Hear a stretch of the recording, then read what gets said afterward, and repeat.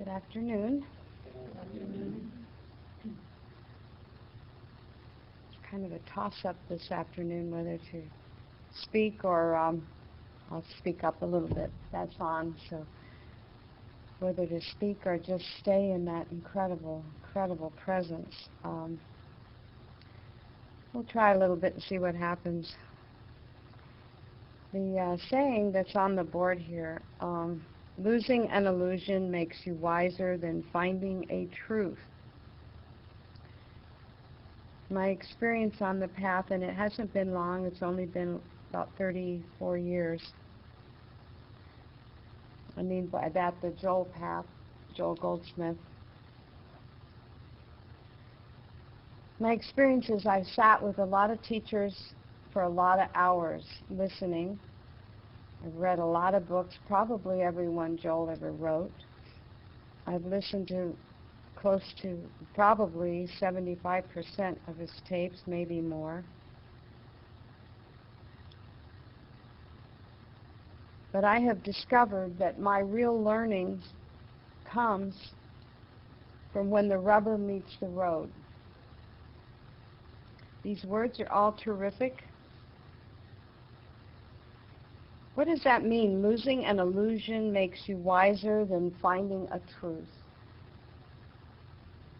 You know, I can sit and read the truths and, oh, they just are so sweet. And they touch my heart and they touch my soul. And I go, yeah, that's right, that's right. But when an experience in the outer dimension, and I'm speaking of the third dimension, when an experience happens, such as losing a loved one or having someone sick, having our supply threatened, relationships ending, jobs ending, listening to the news.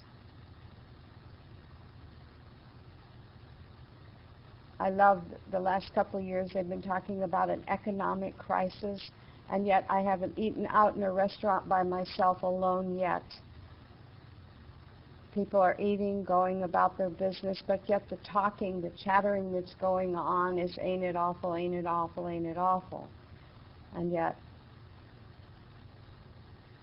people continue to get up,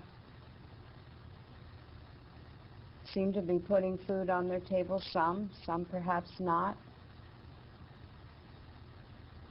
And life continues going on. What really gets my attention is when the illusion of what I thought it should look like, what I thought I was, what I thought you were, is suddenly destroyed before my eyes. Then I know something. Before I perhaps thought I learned it, but for me, beliefs are one thing and knowing is another. There are things that I just know, and there are things that I believe. And the difference is the beliefs are in the mind and the knowing are in the experiential, putting my body, my emotions, myself through it.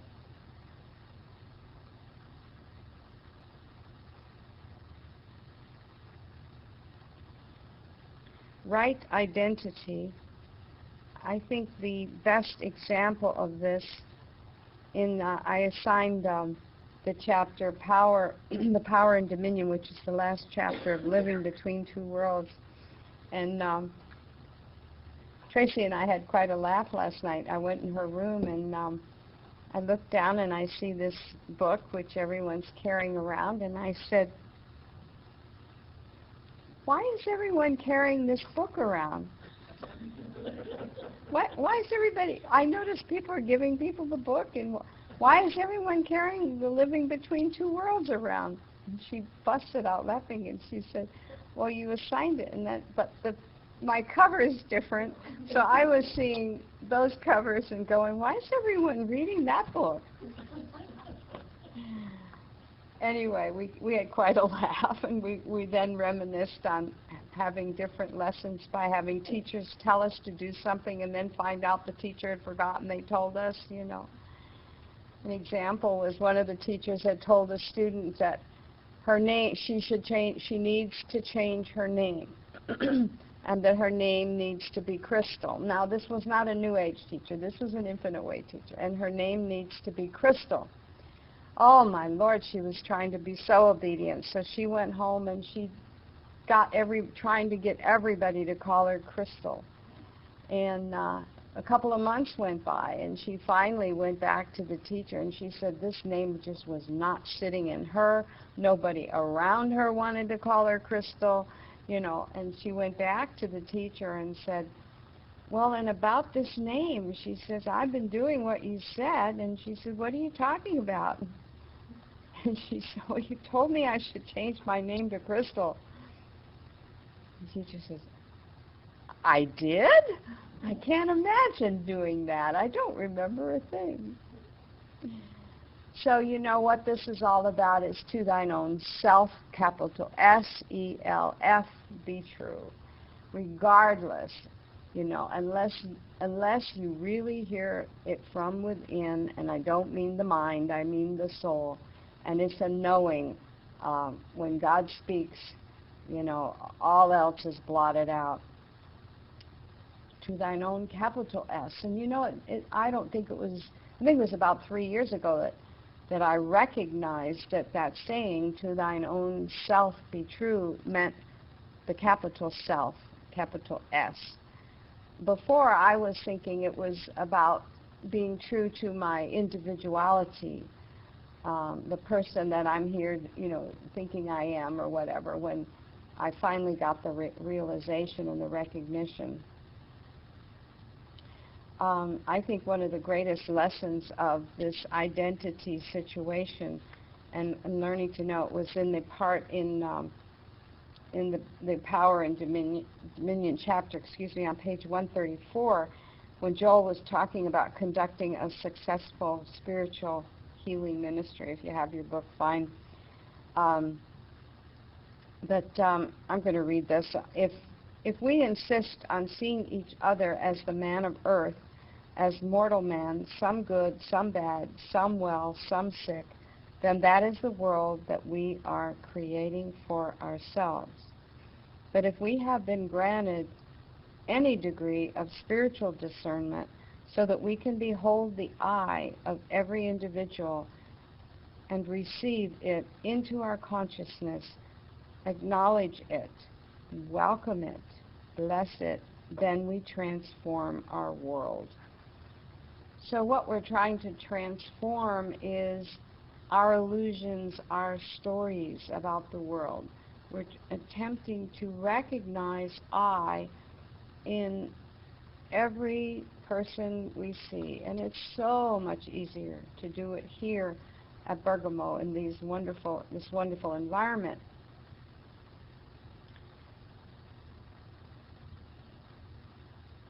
So a man came to Joel. I love this example.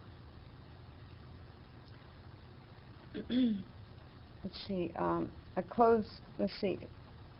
a well-known practitioner who was a close friend of mine and who was visited by another practitioner who had heard about the great healing work this man was doing. The practitioner found him in an office answering the telephone, 2 lines going constantly, and always he was just saying, yes, I will take care of it. Yes, just leave it to me. Yes, I'll take care of it right away. Yes. And it went on and on. The man waited for about an hour and could not get in, and then finally came to me and complained, this is terrible. All these people are calling for help, and he promises to give it, but he never once gave any one of them a treatment.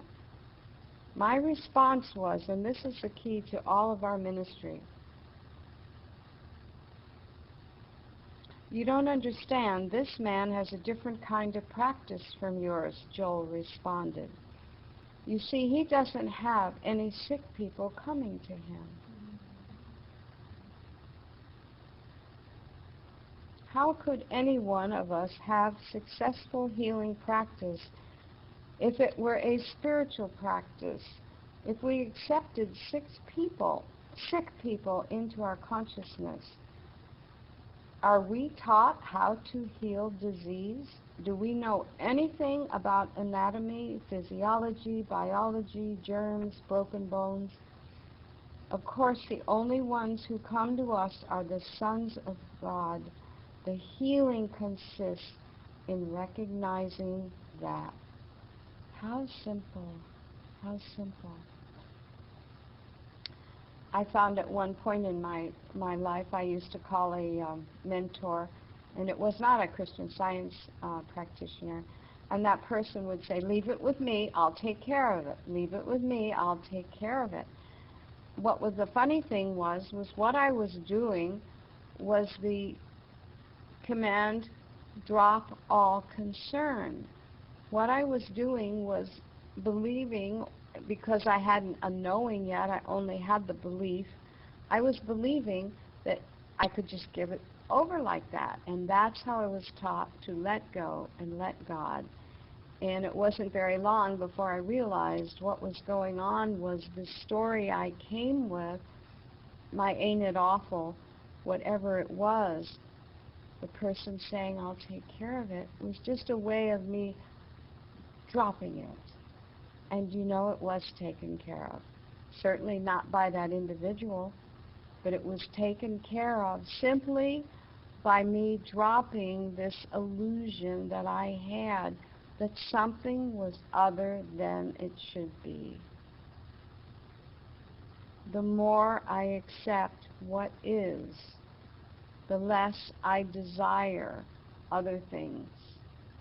And the less I desire other things, the more comfortable, the more surrendered, the more relaxed, the more I have to give over to another person, the more I recognize that all is God appearing as. So when that person comes to you and declares illness, or the doctor, or the metaphysician, or materia medica person declares,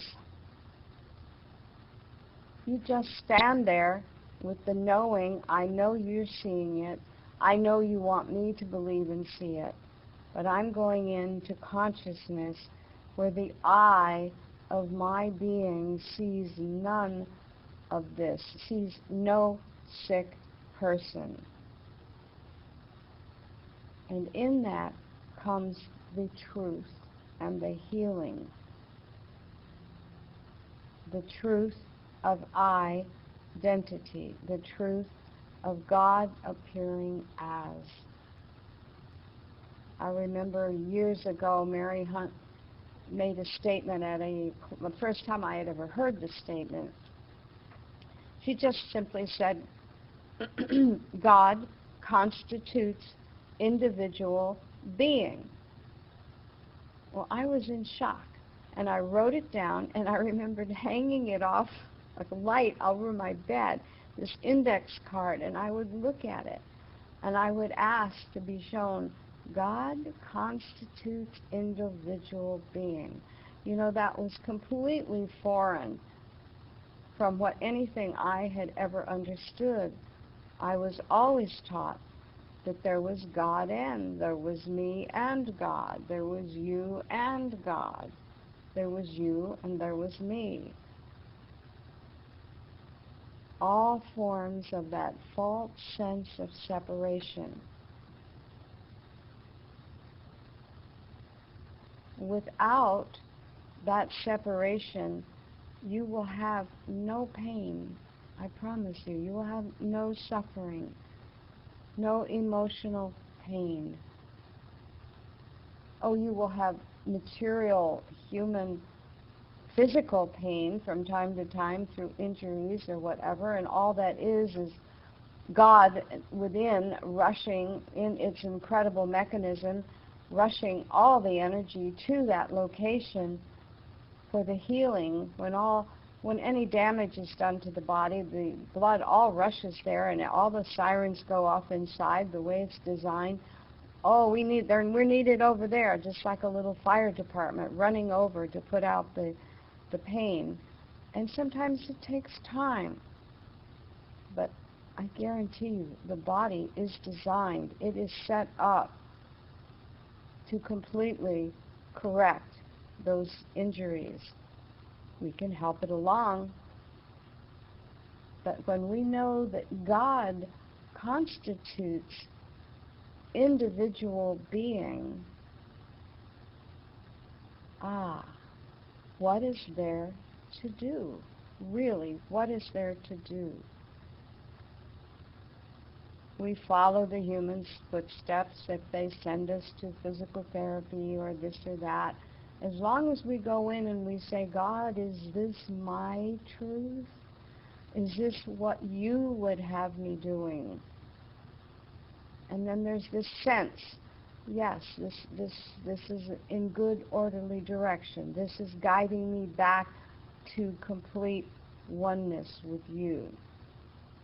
Guiding me back to peace, to harmony within myself, my capital S-E-L-F, home, coming home to God within, without, as. What a concept. Losing an illusion makes you wiser than finding a truth.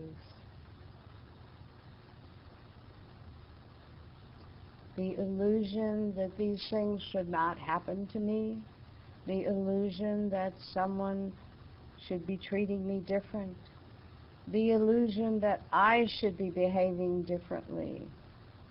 No matter what it is, it teaches me, because then it drops from the mind down into the emotional body, into my soul faculty.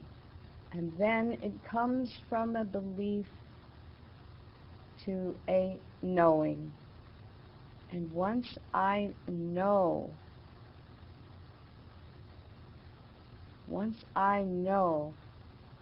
no amount of books or words can teach me any different. But the words take us there, the books take us there, but life itself demonstrates what Meister Eckhart said on the board. Between God and me, there is no between. I'll repeat that.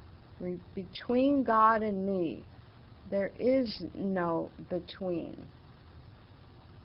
Now, the way I find that is when the rubber meets the road, when my experience takes me home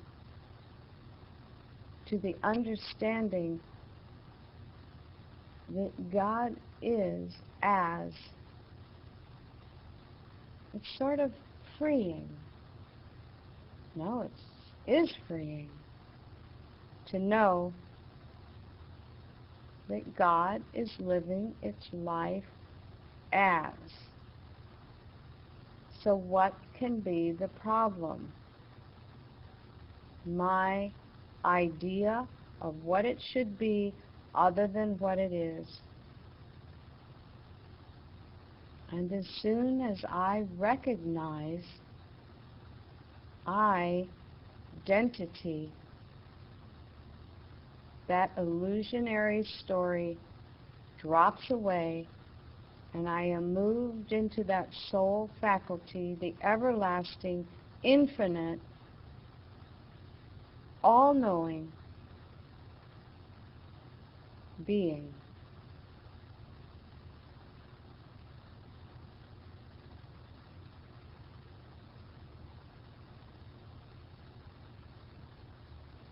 So what are the two challenges that take me away from that truth back into the illusion.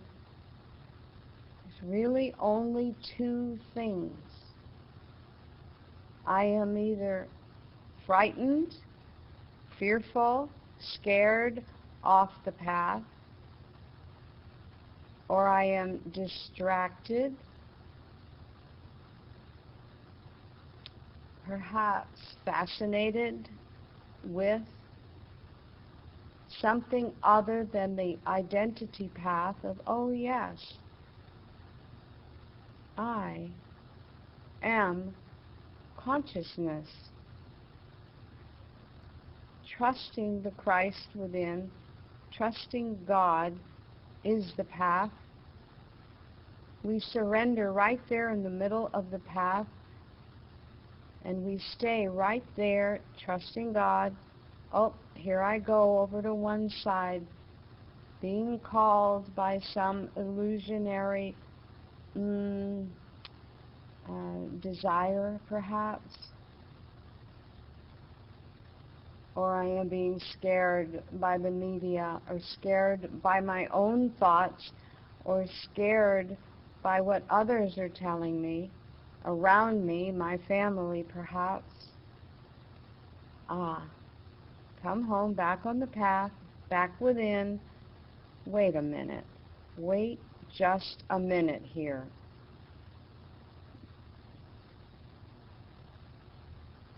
True identity, identity. God living its life, and if God is living its life, then it is up to God to awaken me, shake me out of it, put a book, a person, a bumper sticker, a telephone call, something in my path at the moment I need it the most to awaken me to what? To the fact that I, of my own self, can do nothing. I am powerless, but a power greater than myself, which is the I of my identity, when I surrender, can and will, if sought.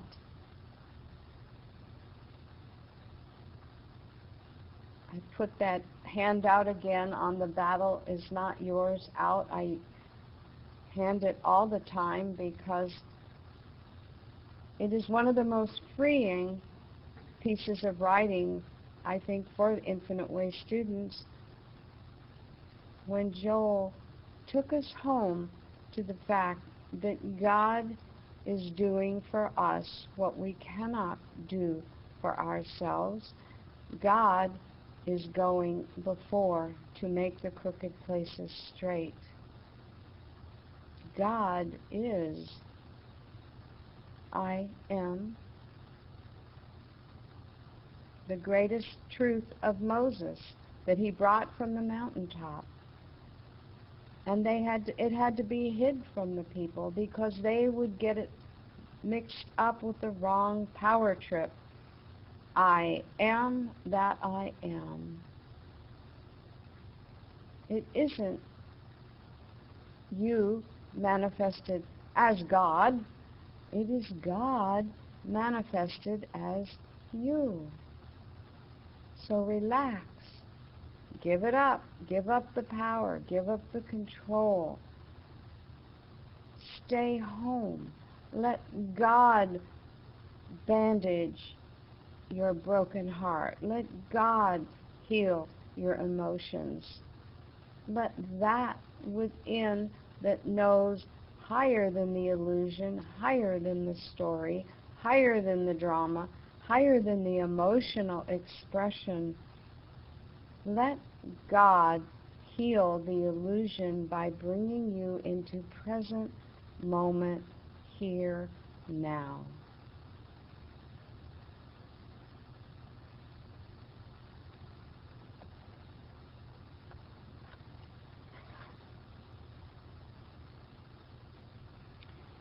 We are in the golden age where science and religion must come together in the realization that the real world is a world of spirit, of consciousness, and that consciousness is really the principle of life. This universe is a projection of consciousness, and your world and mine are of the nature of our state of consciousness. Our world is the product of the measure of the capital I that we are showing forth. If we were wholly unconditioned, then our world would be wholly and entirely spiritual. But we have been able to manifest only a certain degree or measure of the infinite divine consciousness, and therefore our world is exactly the measure of our divine. Whatever still remains of error in our life represents the degree of our darkness, our unillumined or conditioned state, and that is not a criticism. That is simply a statement. And then we as spiritual students say, oh, well, this is happening in my life, must be. No, no, no, that's not what it's saying.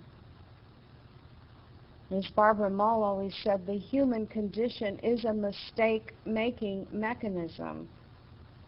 You cannot make your humanhood spiritual. That is not what we're here to do. We are here to surrender the humanhood, give it over as the Master Jesus Christ did, give it over, give it up, and move higher dimension. Lift up, go deeper, go higher, go within, ask for more help, ask for more light, for it shall be given. And forget your old conditioning. So what?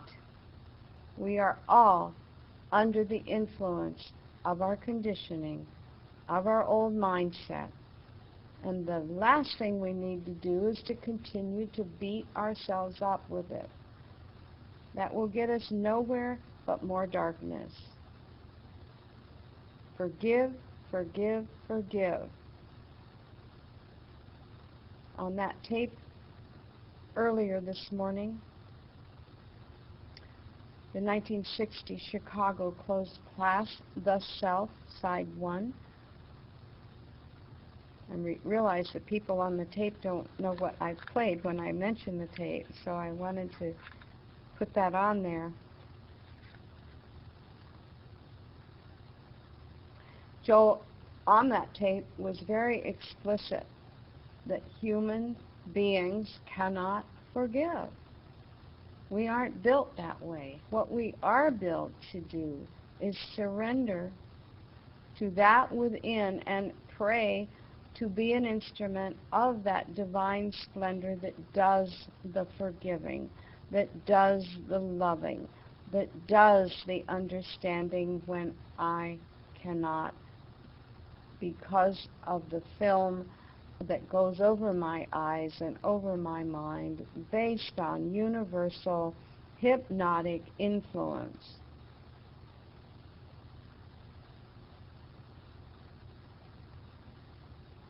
It's on God to do the forgiving through us. It's up to me to get little self out of the way so the big self can manifest, can do the forgiving.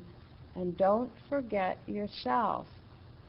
Forgiving your humanhood, your conditioning, your ignorance, your wonderful naivety, for that's all it is.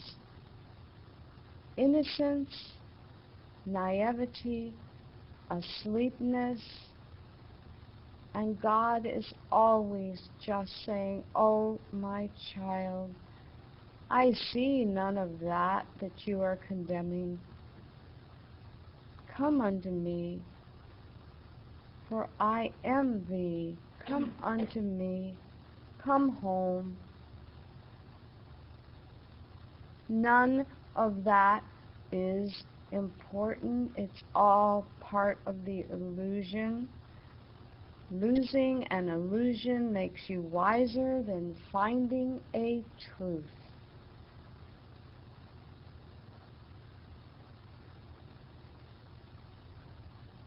We are all homeward bound, moment by moment by moment. That journey is a split second. We go from mind trips to the now in a split second.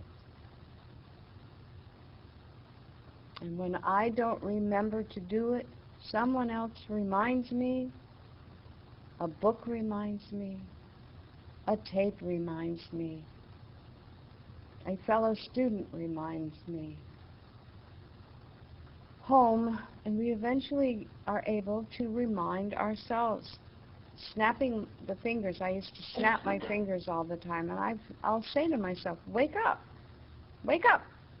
get present, get out of the story.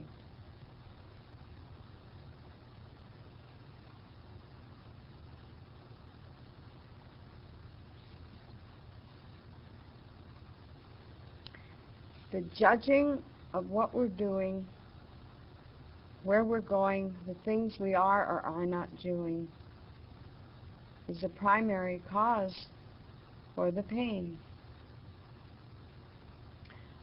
This person wrote in to a friend of mine, said, a few years ago I accepted a position in England. In preparation for leaving, I quit my current job, moved out of my house, and got rid of my car. I withdrew my savings to complete an outstanding debts and allowed an ailing relationship a decent burial. With just 2 suitcases, I was primed and simply awaited my departure date from my new British employer. Instead of a working permit, I received a telegram. The whole thing was off. Once the initial shock was over, I remembered that my heart's desire was always to become a physician. The only way the boss, capital B, would ever get me to do it was to help me clear away a few minor details: house, car, furniture, money, job, and lover. The initial shock lasted 24 hours, and I was in medical school 4 months later. I will be an MD in February. And thinking back on it, I would never have done it if those things hadn't happened. My friends and family watched with awe as God weaved its magic through the life of a 31-year-old woman who had lost everything but went on to live out a dream. Yay for me. You know, we talk about listening and wanting God to guide us, and sometimes we just can't hear the words, but we see the action. And, Beethoven handled his violin awkwardly and preferred playing his own compositions over practicing technique. His teacher called him he was hopeless as ever being a composer. Before he was elected to presidency, Abraham Lincoln lost 9 public elections, declared bankruptcy twice, and weathered a nervous breakdown and the death of a fiancée. He said, "You cannot fail unless you quit." So whatever you're facing, you don't know what's up ahead.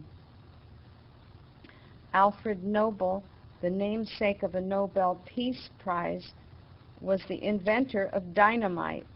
After seeing the destruction his invention wrought, he was inspired to devote his efforts then to world peace. Babe Ruth, famous for setting the home run record, also holds the record for more strikeouts than any other player. Albert Einstein did not speak until he was 4 years old and he didn't read until he was 7. His teacher described him as mentally slow, unsociable, and adrift forever in foolish dreams. He was expelled and refused admittance at the Zurich school.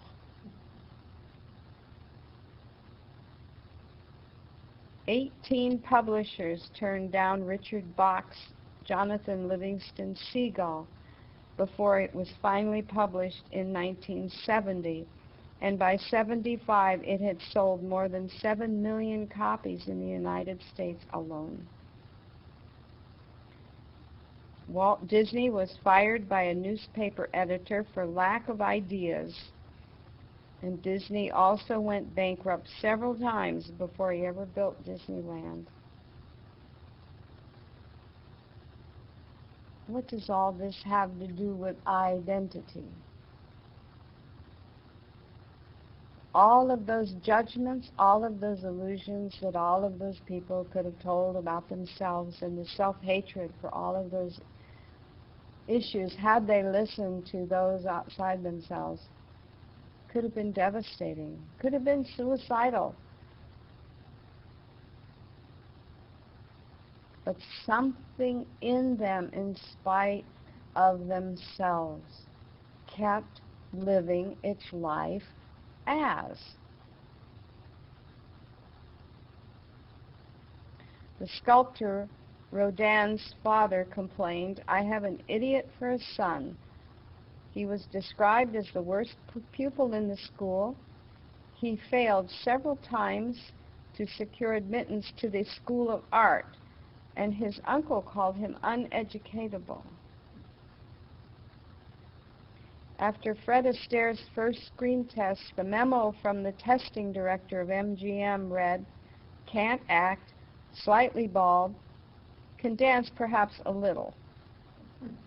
Astaire kept the memo over his fireplace in Beverly Hills, framed next to his trophies. The Beatles were turned down by 10 recording companies before Capitol took them on. Obviously, the Beatles had a destiny on the planet. They were ultimately to affect billions of lives with their music and their consciousness. They just kept knocking on doors until the right one opened. Richard Hooker's humorous war novel MASH was rejected by 21 publishers before Moreau decided to publish it. It became a runaway bestseller, spawning a blockbusting movie and one of the most successful television series of all times. What a loss it would have been if these gifted artists gave up because they were initially turned down. In light of the great entertainment and upliftment that they brought to so many people, it is clear in retrospect that their rejections were not the result of their lack of talent, but a lack of a vision on the part of those who judged them. Consider that your creative efforts may be just as or more valuable as those above, and do not let the small thinking of others stand between you and your destiny. And I want to add to that, don't let the small thinking of your small self add that judgment and keep you from your God destiny track, whatever it may be.